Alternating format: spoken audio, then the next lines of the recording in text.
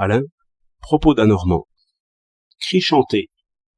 Au matin, vous entendez dans la rue des cris chantés, qui vous indiquent l'heure qu'il est, comme « du mouron pour les petits oiseaux » ou « à ronde à nuit » ou « merlans à frire » ou « qui veut des toiles, voilà des toiles à laver ».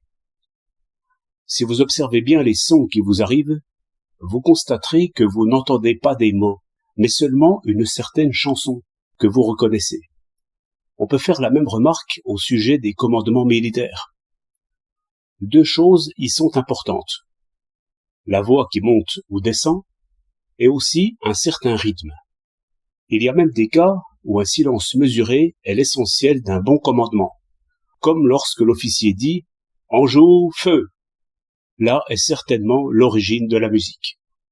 Celui qui sait diriger, sans surprise et sans ambiguïté, les actions d'une troupe d'hommes, est nécessairement bon chanteur, et chante en mesure. Le langage à distance est naturellement musical. Il emprunte sa mélodie à l'accent du langage ordinaire, mais il la purifie et la simplifie afin d'être mieux compris, et de plus loin. Toutefois, supposer qu'un homme a inventé ainsi la mélodie, c'est encore faire trop de part à l'inspiration. À la chasse, il est nécessaire que les chasseurs s'avertissent de loin. Ils ont commencé sans doute par crier en arrondissant leurs mains autour de leur bouche. Puis ils ont fait des porte-voix en écorce et en métal. Et là-dedans, ils mugissaient en ne gardant de la voix ordinaire que l'aigu et le grave, joints à un rythme. C'est alors que la physique a réglé et comme filtré ces cris-là. Car un tuyau ne renforce pas également tous les sons, mais seulement ceux qu'on appelle harmoniques. Et comme ceux-là s'entendaient mieux que les autres, on a appelé bons crieurs et maîtres dans l'art de crier ceux qui poussaient ces sons-là. C'est ainsi que le porte-voix est devenu peu à peu trompette, corps de chasse, clairon, en même temps que l'art de crier devenait l'art de chanter.